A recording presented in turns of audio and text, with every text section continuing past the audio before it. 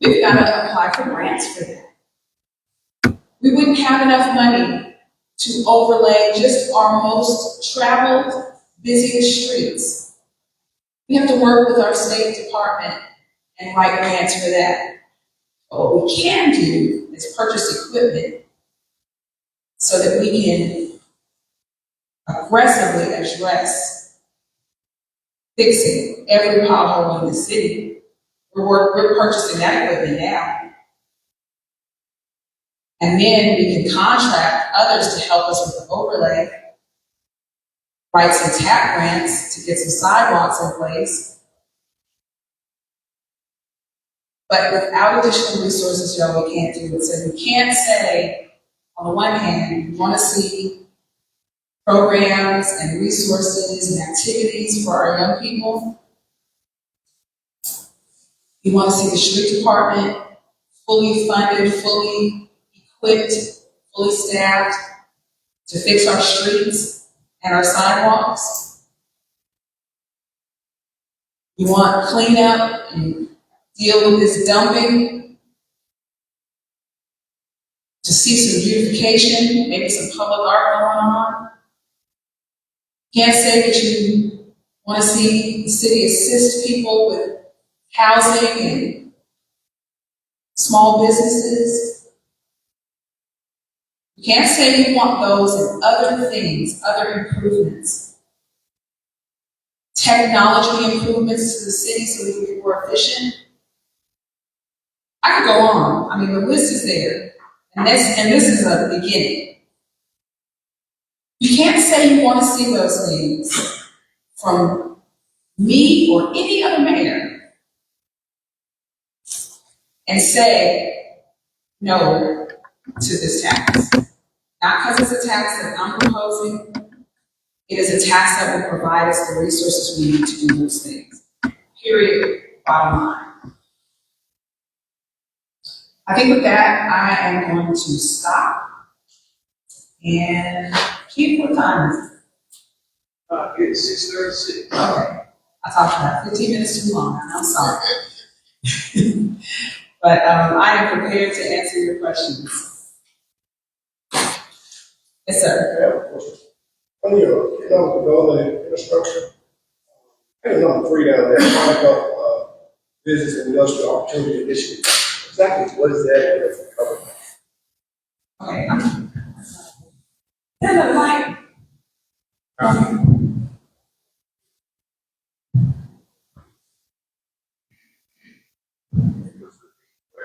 yeah, could you repeat this a little louder? On your economic development and infrastructure, item number 3, talking about business and industrial opportunity initiative. What does that consist of? Oh, okay, you're talking about the progress report. On your progress report. Yes, okay. So that would be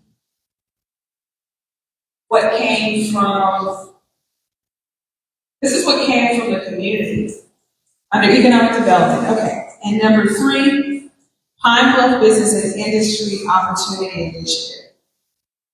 So if I'm recalling correctly, that was an initiative that was engaged in through economic and community development.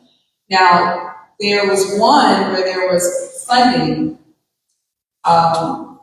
in partnership with UAPB, and we actually started to meet about that, but nothing has happened with it, which is why I did not highlight that line. Now, there are several things that we're working on in the area of economic development that was not listed on here. A lot of it built around developing partnerships and getting federal support for the development of our port. Oftentimes when you get federal money, it takes a long time and it's definitely not guaranteed. We would still pursue foundation grants, federal grants, state grants to do these things. But because they're not guaranteed, we have to build it into our plan for development. But we are working with UAPB on recalibrating some of the things that we've done together in the past. And that takes a little bit of funding and a lot of partnership. And I'll tell you this, another thing that we're doing is moving our Economic and Community Development Department and staff inside of the UAPB incubator. Number one, we're doing it so that we can modernize that department, so that we can digitize records, so that we can clear out and update the building for future use. But number two, we're doing it to cultivate a real live partnership with UAPB that people can see, feel, and touch in a way that puts our economic development department on Main Street with the chamber, with the generator, to partner in those activities around economic and community development, as well as partner with the business school so that we can provide internships and fellowships to those students to work in the area of economic development. Any other questions? Yes, ma'am. Madam Mayor, the Roman numeral 2. Yes. And the items that are to be funded. Yes. Is it in priority? How No. Okay. So my next question, that's okay. My next question is, do you have a phased plan of approach, because this is over a 10-year time? Right. So you have a phased time approach in terms of what will the tax cover and how much it will cover by year? So, no, and I'll tell you why. What we've done is those 8 categories basically would receive 12.5% of the dollars that come into the city. And the timeline that we're looking at just with this process, and people need to understand too that these are beginning conversations, and what we are working toward is in December for the city council to place this measure on the ballot, okay? That does nothing except put it on the ballot so that the people will have a choice to vote yes or no. And in between December and March 3rd, which is election day, early vote would be 2 weeks prior to that. It would be up to us to continue talking to people and mouth campaign, because we can't do enough town hall meetings to talk to, 30,000 people and let them know and understand what you all come to know and understand in this process. The other thing I can say is that one of the things that's very different about what we're proposing in the tax initiatives that we have supported in the past is that this would be spent, purchases would be made, procurement would be engaged strictly from the city leadership that you elect, the mayor and the city council. And we would use the procurement process that we have in place right now. That doesn't mean we wouldn't have a land bank.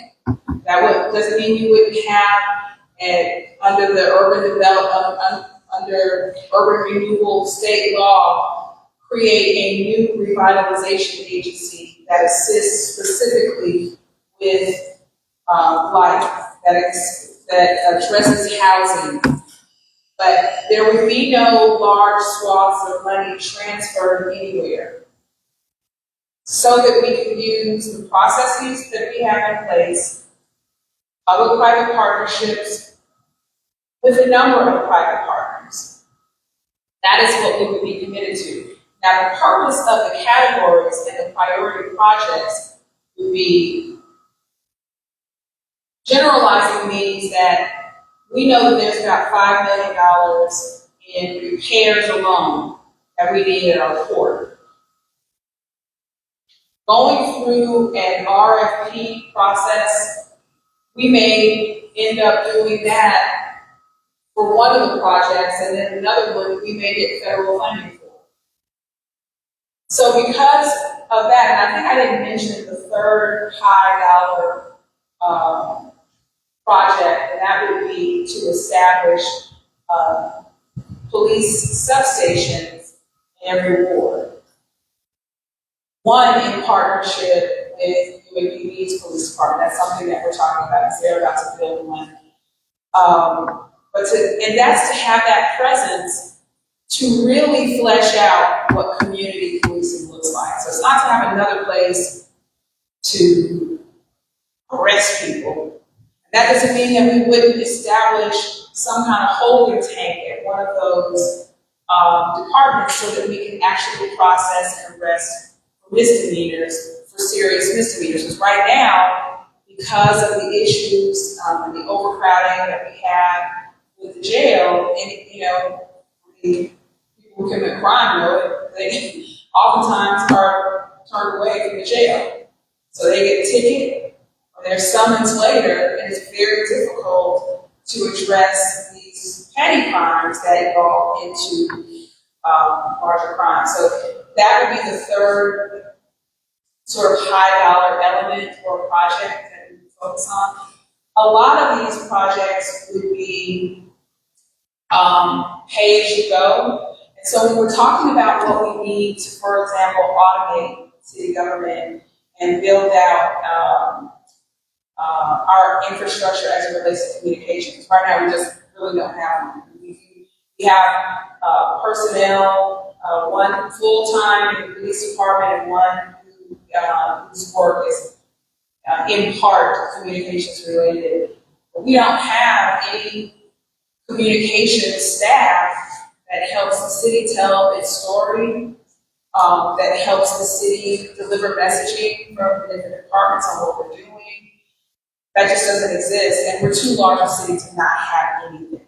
So we are building a position, but we're also doing a rebranding campaign and getting some assistance on how to build out that division that will be staffed with interns rather than additional staff in addition to the I have a follow-up question. That's okay. Let me I'll promise I'll come back to you. Yes. This is exciting, Mayor. Thank you so much. My question is, can you expand a little bit more on your thoughts in regards to youth engagement and programming? Yes. Does that look like dedicated PIT dollars where community organizations can apply for funding for expanding after school and summer programs across the city, or what is that? So I know you are an expert in that. I don't know PIT. Prevention, intervention, and treatment. Okay, yes. Because, we know that, Yes. prevention costs less than incarceration. Absolutely. And so, my hope and thought is that as we process through this, that there would be some dedicated dollars that would allow for community programs and organizations to apply for grants, maybe to expand after school, summer programs. Absolutely. So I'd love to hear your thoughts. So what we're thinking about now is categorize it as PIT per se. What we are interested in doing is partnering with the faith community and nonprofits so that we're not spending money on bricks and mortar. We have a great park system. We have a beautiful community center.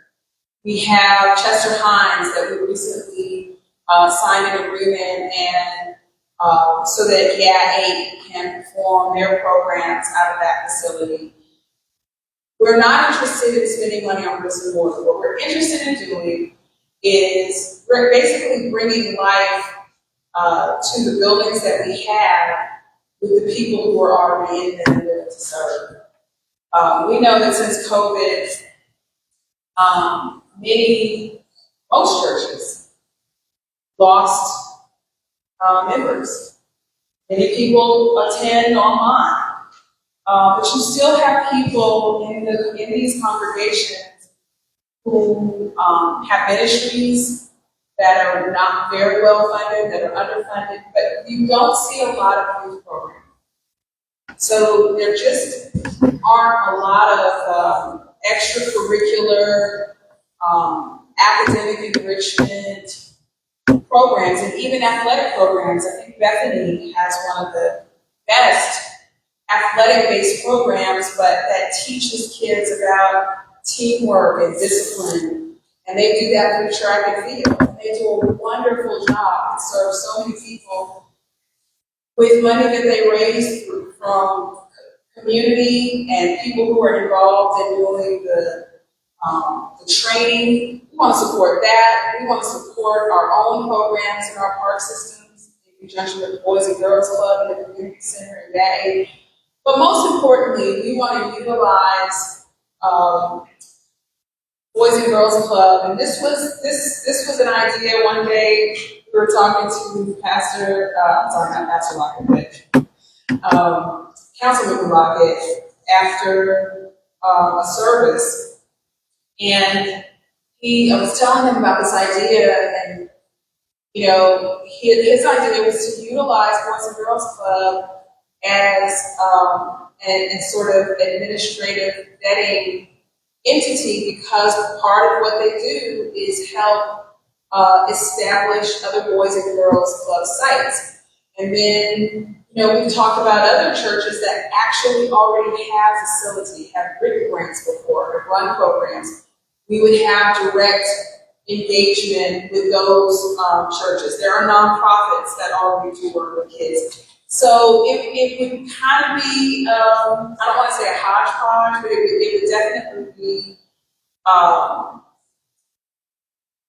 it wouldn't be one way to engage with organizations, but I think that we would expand our own capacity to fully engage in every ward, utilizing our relationship with Boys and Girls Club, but also utilizing our existing relationship with many faith-based and nonprofit organizations to ensure that there's full coverage, whether it's an after-school program over here in the fourth ward at this church, or the track and field programs so that they can engage more young people. And the key also is to make sure that those organizations have the technical assistance they need, because not every organization, whether it's a church or a nonprofit, has the people and the know-how to do grant reporting, grant writing, and programmatic work. Many of them do.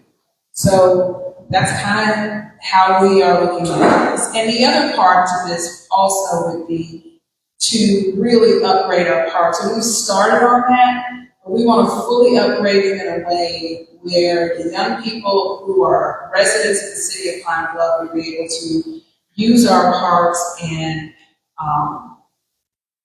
join athletic teams that may require equipment that most families can't afford, but be able to fund the use of equipment, support coaches and partner with independent leagues, but center that with the city where we have the facilities.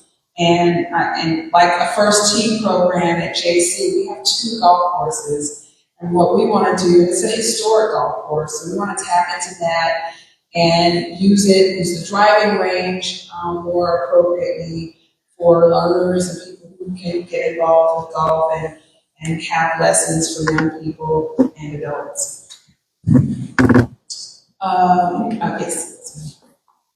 Yes. So the previous guy was trying to, and you mentioned it briefly. What will be the relationship? I heard you say the taxes. What will be the relationship between the city and local private? Well, so I think that we need to be clear, because people use Go Forward interchangeably with urban renewal. Go Forward is a private nonprofit organization that has successfully written grants and run programs in partnership with urban renewal in the city. Urban renewal is a city-funded quasi-public-private entity, but Urban Renewal is a city entity. It is a city-funded entity that it was created by state legislation and created by a city ordinance, which is why you heard me earlier talk about dissolving it for now and coming back with something that is stronger when there are dollars that are flowing in to be able to put it to work. Right now, there's no budget, there's no money coming in. So it really is a cost to the city to not do anything and allow, a commission that is not being funded to sit on city property and to own projects that we are gonna have to pay operations for. So there are reasons behind that, but I will say that, to answer your question, the city would fund its own projects, and I think that would be sort of a really marked difference between that tax and the way that it was implemented, and how this tax will be implemented. So before you had the city working with urban renewal and specifically with Go Forward as one private partner, and I think that we would need to, number one, be optimally transparent and accountable by making sure that the funds come into the city and they leave from the city under our procurement process and utilizing our departments. We have 17 departments.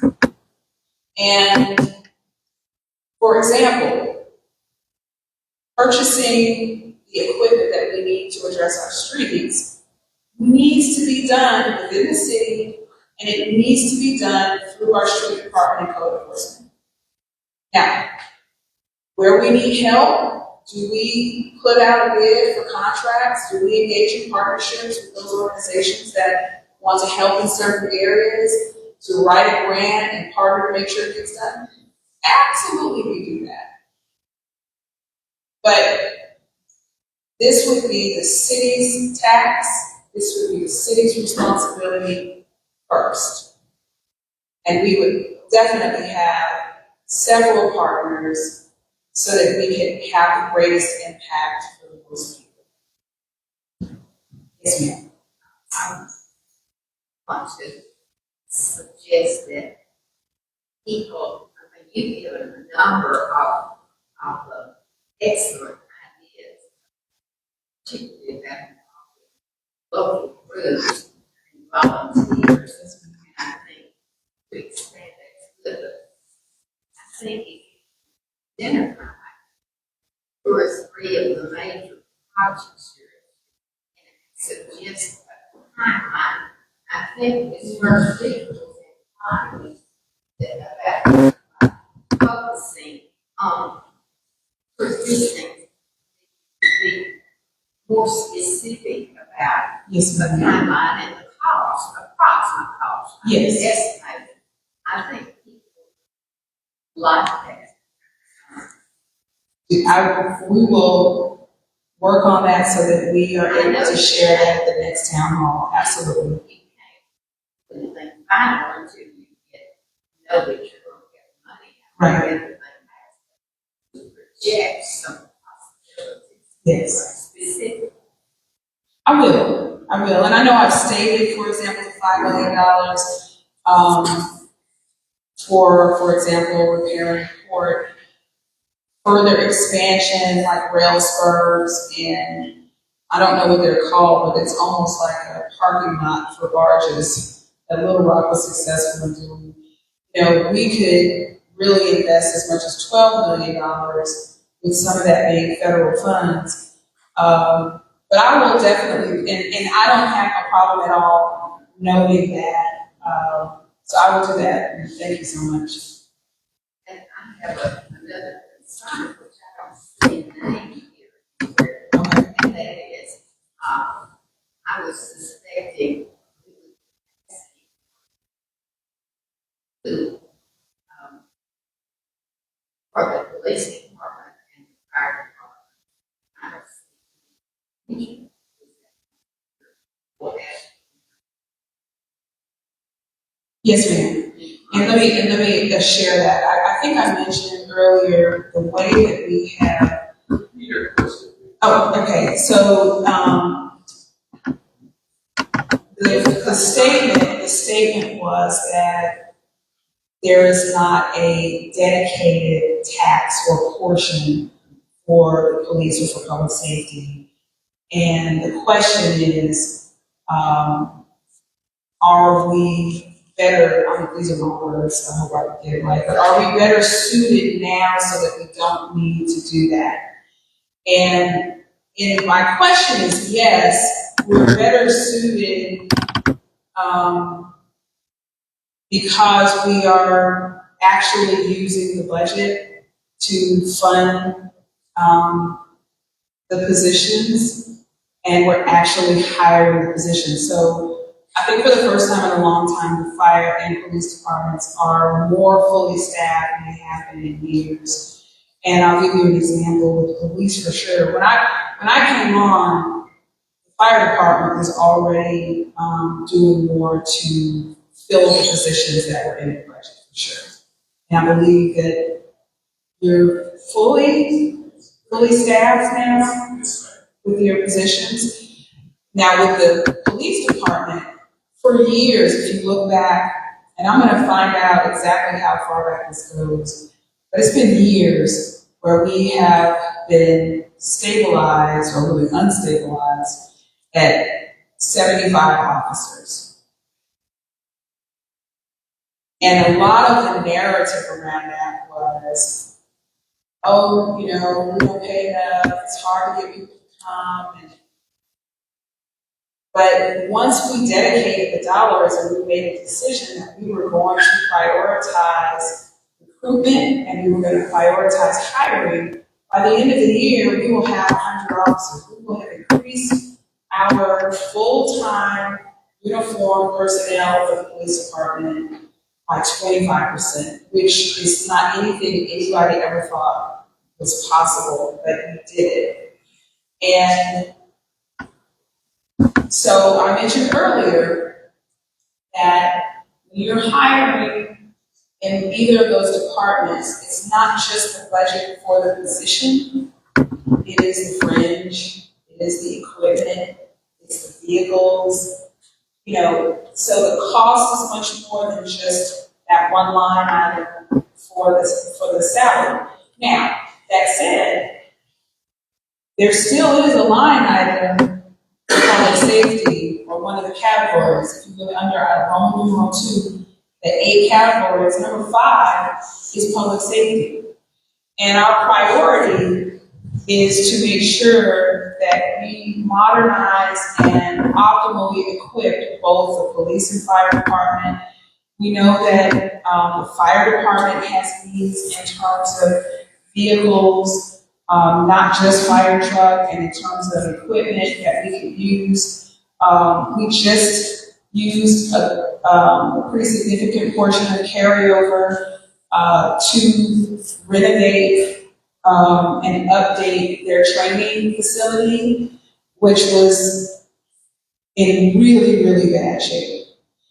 And I'm sure there are other such projects, I'm sure I heard about in the budget meeting, but there are other areas where we can use these dollars for one-time expenditures while we spend our budgeted dollars on police department positions and the day-to-day funding of our police and fire. Okay? In addition to the resources that we would expend for our public safety departments, public lighting and cameras in the city are 2 areas that we've been talking about and working on really this year, that more dollars would enable us to fully engage those projects without having to piecemeal it because we don't really have enough money. And what I fear is that, if we don't make these investments now, you got a real-time crime center, which is basically a virtual,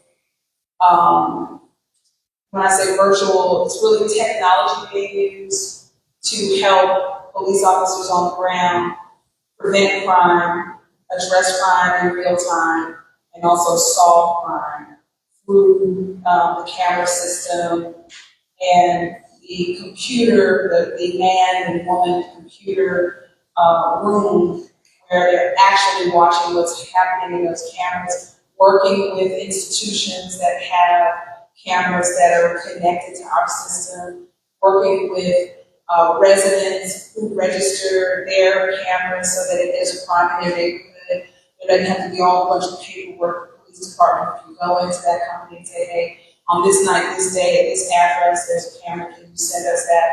Those are things that Little Rock is doing already. I toured it before I even got started. So those kinds of investments are investments we would make to assist our fire department and our police department. I have another concern, and that's about litter. We're one of the dirtiest cities. I love Bluff and a lot of things that happen around here. That's a matter of responsibility of citizens, all the citizens. But isn't there a law about finding people with litter? I know it's such a big problem that it is impossible to finding out people to observe litter laws, but just to be clean. I think, so it is a priority. It's something that we have adopted as priority and project for this. But separate and apart from this tax initiative, you're absolutely right and about the problem that is now. For example, and I'm going to kind of draw an analogy here because a lot of people see our crime statistics or see the history of gun violence and think that is a reflection of the people here. That doesn't mean that the people here are not involved in those activities and are arrested for it and held accountable for it, or we try, you know what I mean? There's still open cases, but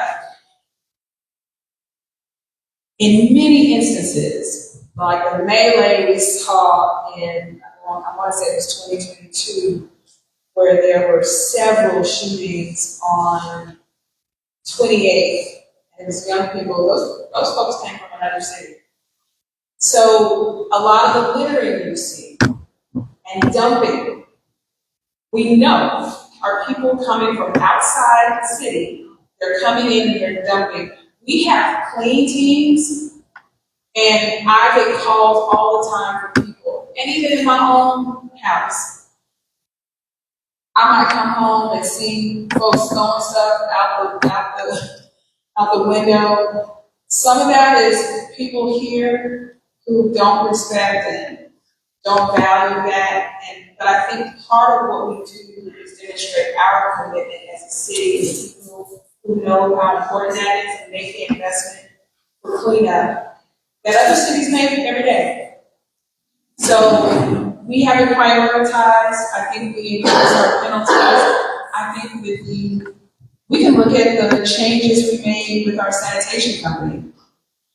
Having all new containers, having a company that will pick up brush, leaves, limbs every day, along with the trash, without people having to call, has made a huge difference. I don't know if you all see it. I see it just in my parents' neighborhood. I see it in my own neighborhood. And we're still going through a transition. We still have to get the old containers picked up. People are still having to learn when their pickup date is. But we are really, really getting there. And we're getting there with a contract that afforded for us to have a lot more uniformity in terms of our containers, our dumpsters, our trucks. My experience really at my parents' house, I put their Tuesday as their day, and I put their, the first week I put their residential container out Tuesday morning. I should have done it Monday night, but I did it Tuesday morning before I left for work. And when I came back, There were a few containers that were still out there, so I'm thinking, gosh, maybe they didn't come. And then the next morning, everybody else's container was back, and mine wasn't. My parents' container, and it was full. Well, I missed it. They had picked up, and I didn't hear it. It used to be, I might be asleep, and I would wake up. My brother was in the house at that time. I'm like, John, go get up, go trash, people are here. Because you can hear the truck coming down the street. You can't hear these trucks because they're new. So, but all that to say, you know, whether we're talking about our sanitation contract and some things that we put in that contract to help with that, whether we're talking about really implementing and holding people accountable to the fines we have now, increasing fines later, are all things we definitely are looking to do. But we still do have to make the investment. Using the cameras for illegal dumping, creating rewards so people will call in and take pictures for people illegally dumping. We're looking at doing all those things. We just have to get our house in order. The first thing that we had to do was deal with our sanitation contract, which was up for renewal, and as you know, had not been competitively bid for over 35 years. Now, it shouldn't be an expensive thing. It won't be. It should be the people taking responsibility that we get. Demand them. Yes. And some people do need that, but I would say, as I drive around our community and look at people's houses, where there's actually people living there, people don't want trash in their yard. They don't want trash in their house. I mean, I don't think we have to teach people to take out their trash. It's teaching other people to respect other people's property. And some of that just requires us to hold them accountable. And the other, I think, is to set an example as a city and as communities. And I think that, and that's basic to your point as a concern, but it is so basic. I think more than that, and what we have planned for is also beautification. Cleanliness, yes. We need to beautify our city. And I think that you will see a difference in terms of pride and ownership when people take pride in their city. And I think that that is in part what we must help facilitate. Yes, sir. Okay, you gotta follow up. You know, you answered it, but I have, because she did a great job with answering it. Yes. But I do have, it's more of a comment. Thank you for coming out to explain this. I don't think there is anybody in this city, reasonable people, that don't understand that taxes are necessary. And we understand that we pay taxes. What I'm really concerned about is, I guess, two things. First of all, when you ever talk about taxes and putting it into place to actually improve or just maintain, invariably you may underestimate what you need. Yeah. And I know over 10 years, you know, I can't tell what's going to happen tomorrow, let alone 10 years. So I say that to say this, is that to sell this to people who are already looking at, you know, basically how they're going to support their basic needs. And understanding too that you can't run a city without a police department. Public safety is at the top of the list, and as well as other things. Here's what I would be concerned about, and this goes back to projections, right? He is trying to sell this as a sales tax. Yes. But we are in I'm going to say, an environment where it's what's in it for me. Mm-hmm.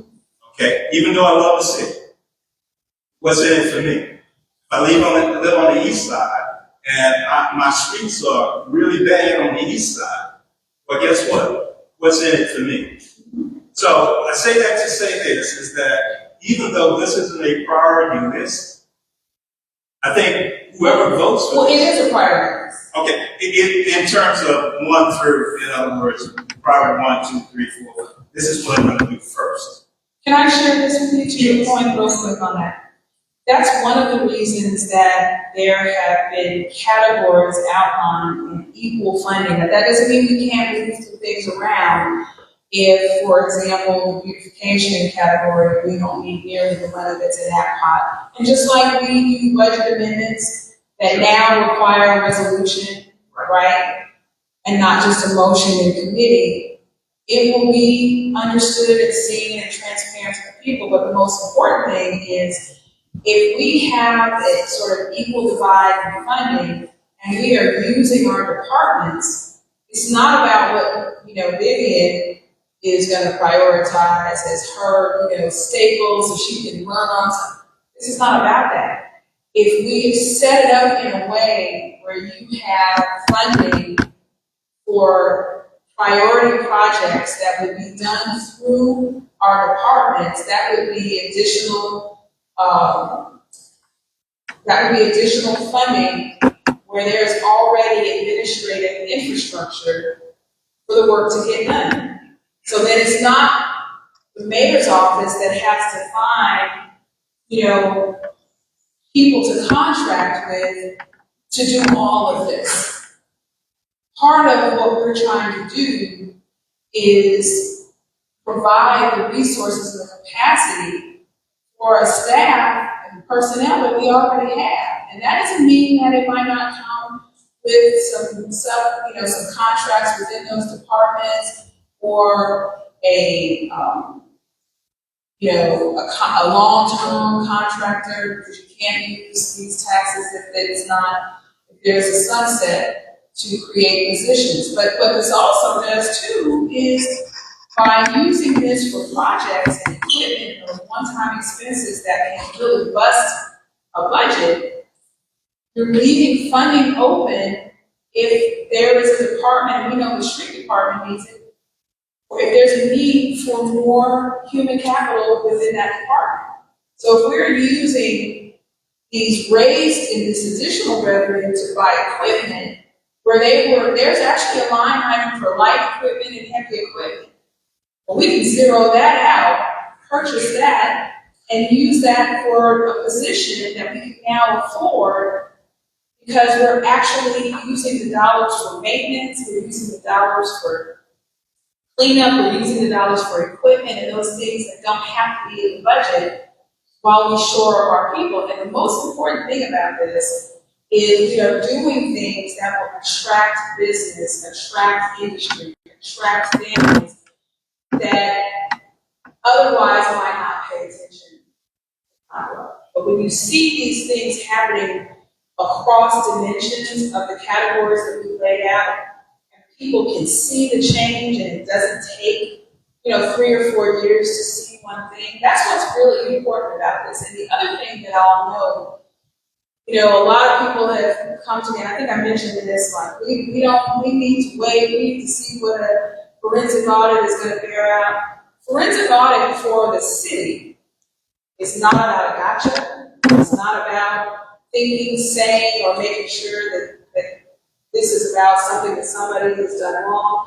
If that has happened, there will be a process, and it will be the firm that's been hired to make recommendations. If anything needs to be referred to authorities, that will happen, just like it's already happened here during my administration without a tax, without a forensic audit. The purpose for the forensic audit, number one, is to make sure that we are adequately spending the money, and not just adequately, but efficiently and effectively, right?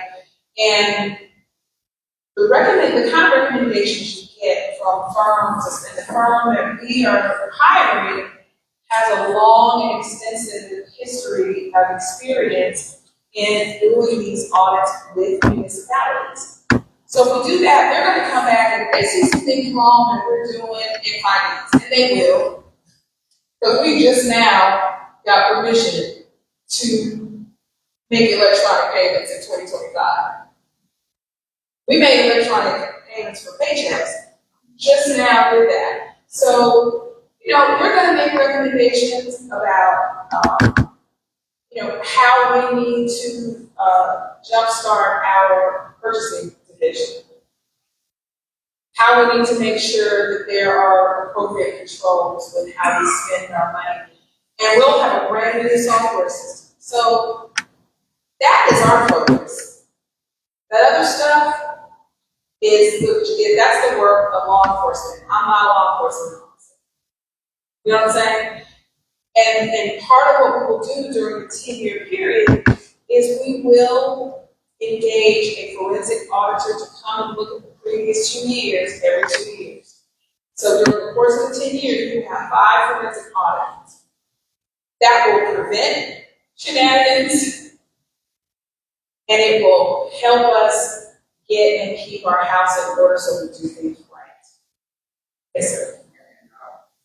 You said continue to be, I think too, the way that it's going to be administrative, and you said it will be administrated through the city.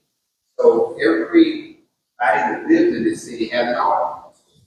Yes. So now all of them will be involved in this work. Yes. In the other one, it was different, it was like on the side. So now they'll all be involved. So that's a positive thing. That you now you got something that's already in place. It's going to be those people held accountable. And I would say too that for those of you who want this choice, you may be on the line and say, I want to hear more, but I want to be able to make a decision. What we are asking our city council to do is to put it on the ballot so that you have a choice. It may be that it gets put on the ballot and people say, no, I will accept that. And we will move forward the best way we can. But we will not be in a situation next year where people are saying, hey, but how come you're not fixing all the potholes? We're doing the best we can with this one machine, but we don't have enough resources to do more and faster. But trust me, we're doing the best we can. I will do that. But I think that people deserve a choice. Many cities that have seen untold growth in the past decade, 20 years, even 30 years, have seen that with either private investment and or in economic development or the revitalization tax.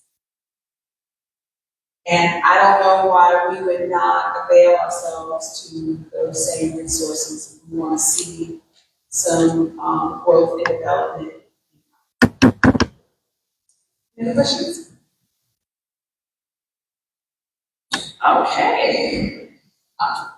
Yes, ma'am. I just have a comment. I just want to thank you for coming out and speaking to us directly. And taking time out of your schedule to help us understand what you're doing. Or what you're asking. Thank you. And I would say it's my job, but It is, But- everybody don't do it. yeah, yes, ma'am. And then in the back, did I say something visible? Yes, ma'am. Yes. Board, was concerns about accountability. Yes. And how that will roll out and how it will put it to the taxpayers on their side. Yes. Taxpayers on our side, we like to know how we're going to account offices, issues are going to help. How that will be taxpayers.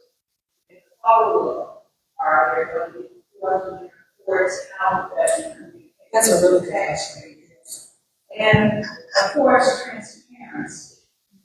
When taxpayers are paying taxes and they're not unsure of exactly where their taxes are going, Yes. that creates a of course, there's a lack of trust. Yes. So, I would say that to say this, that taxpayers want to have vote for this tax, if those three things are in place. Yes. So accountability, transparency, and trust. Let me touch on transparency first. One of the things that I did last year was, and actually I did in legislation, I actually pass landmark, I won't say landmark, but legislation to increase transparency, and it was awarded for that legislation when I was in the legislature. And from that work, I connected with an association and a project that actually rates cities and counties for their electronic transparency. And so there are some things that we can, will do to increase transparency anyway across the board. And that is a part of our agenda, and we are definitely working on that. Some of it is just basic. Some of it is uploading our budgets so people can see the budget, see what's been spent, what will be spent, and that kind of thing. But in terms of this particular initiative, I think what we could do differently that I think the people would appreciate is to every city council meeting, a report on revenues and expenditures for this initiative would be mandatory, would be a part of what we do. I think that would be reasonable, but I also think that it would help people see what it is that we would be doing. And that is something that I have talked about anyway, and we're working on our, our technology to be able to accommodate that. As far as the actual electronic transparency, being able to share, kind of have a page that is dedicated to this revitalization tax and effort.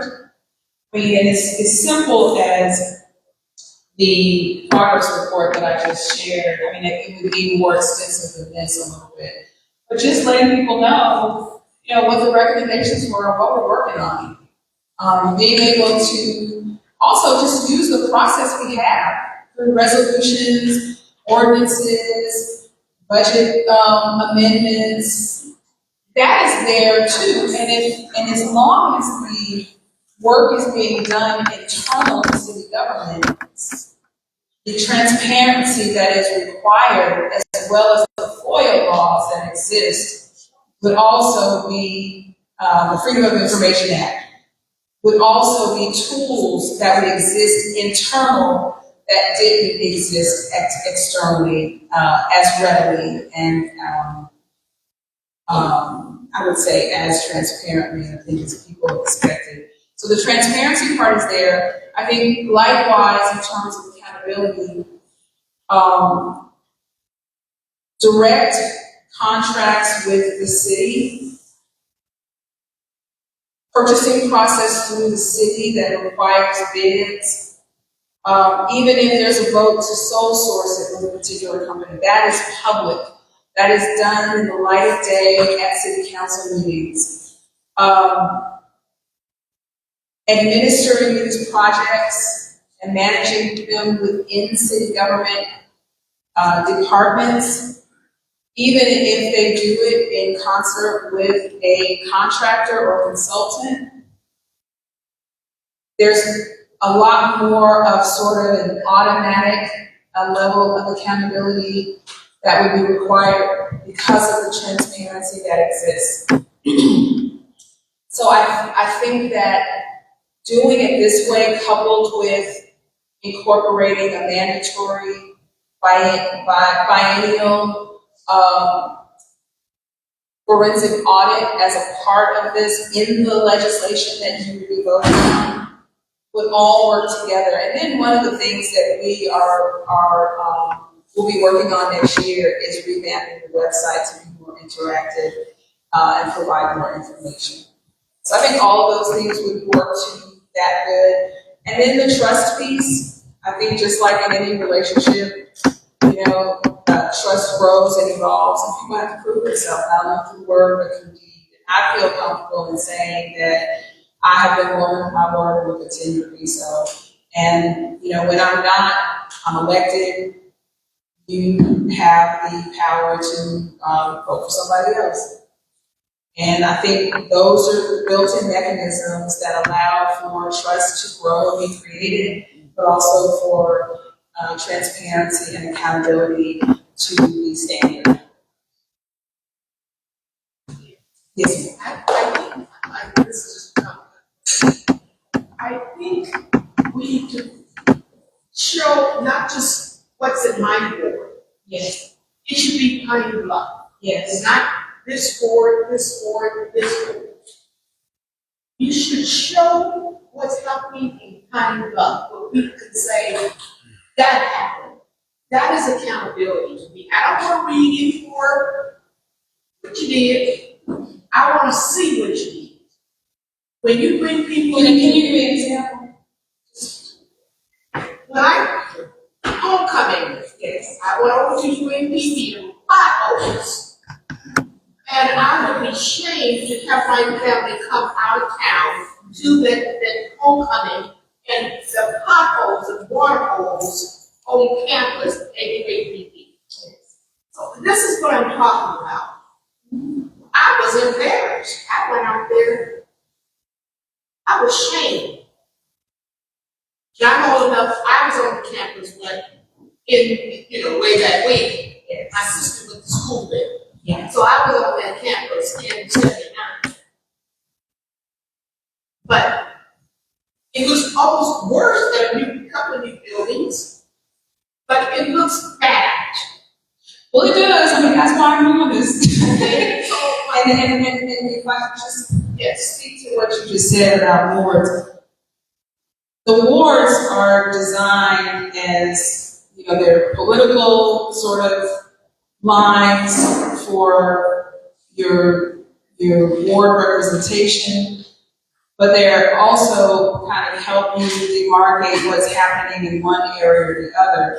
And when I talk about resources, sharing resources, people having the same thing in their wards also helps people to see, I'm getting what's happening over here like they're getting what's over there. So when I mention wards, that's the only reason.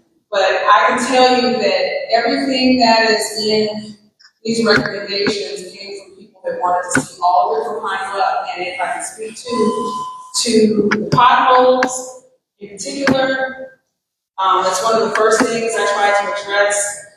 We hired someone that had the equipment that we're now going ahead and purchasing, got off to a good start, piloted, did an assessment for our street department, and there was a contract done so that this company could do what's called 80 burns. So hitting 80 areas, and sometimes more than one pothole per burn. We also did a complete street, and we attacked the areas that have really been most neglected over the years. But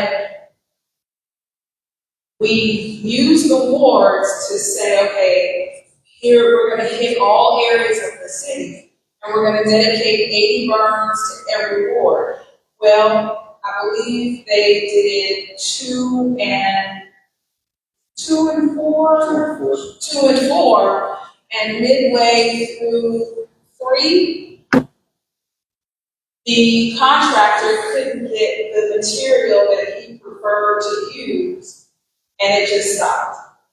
But we took before and after pictures for every burn and have made a commitment, and we're using this technology rather than the cold, I don't know, it's cold, it's asphalt, it's not the hot technology, the heat. And it's like that heat, but the cold mix. So the cold mix doesn't last as long as the hot mix. And that's why we wanted to do the hot mix, so that it could last. We're still committed to it, and I just want to let you know, for everyone who is frustrated and ashamed, I'm frustrated and ashamed for a lot of what I see, and not just for homecoming. I know for you it's not just homecoming too. But when you know people are coming, you want it to look good. And I'll say this, our partnership, and I have met with Dr. Graham on several occasions, and we are looking at those kinds of infrastructural needs on the campus and around the campus.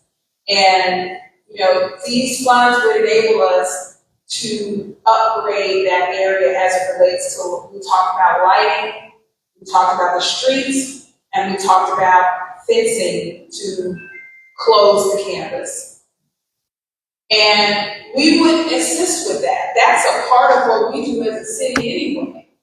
And you heard me talk about that partnership spilling over into the law enforcement departments for the city, for the campus.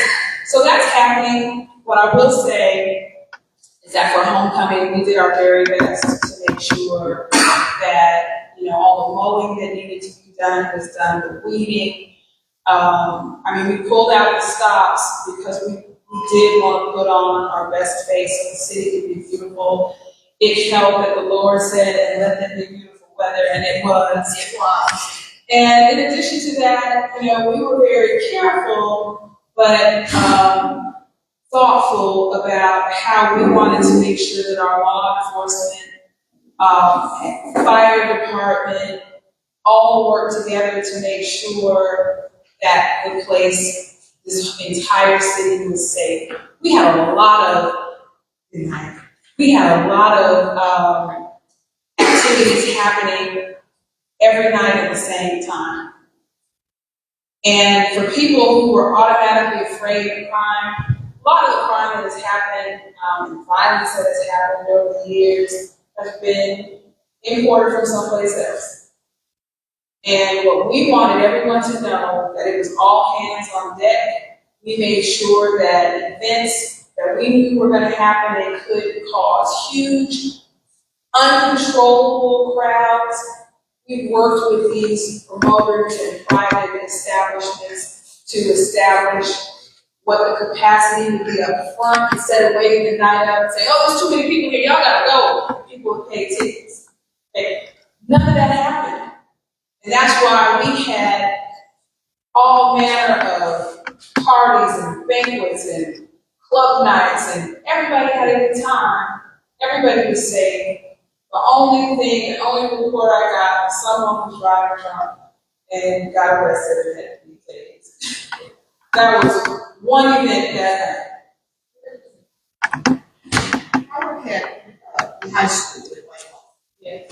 I don't hear students saying they want to go to the I have a problem with that. Well, that's not a city issue. However, we can help with that. I think that part of what we have to do for that concern is make sure that the people sending their kids to come to school, college here, that they are sending their kids someplace where their kids will be safe. This is what I'm talking about. And that is our first priority. Okay, I know it's real late. People are rustling papers and leaving, and I can talk about this all night, and I would not do that to you. So I'm going to stop here. Let you know that we will have 5 more of these. You can go to other resorts where we will do this again. We will also be on CR's campus and UAPB's campus this week in the afternoon. So we're excited about talking to you. We've got some good ideas. We're definitely going to provide more numbers, just some basic estimates, do our best to kind of show where we're prioritizing, and we want to continue to listen. So thank you all so much. I will stick around a little bit for anyone who wants to talk a little more. At any party or town hall, I may get there a little late, but I'm always the last one to leave because I shut it down. Thank you so much.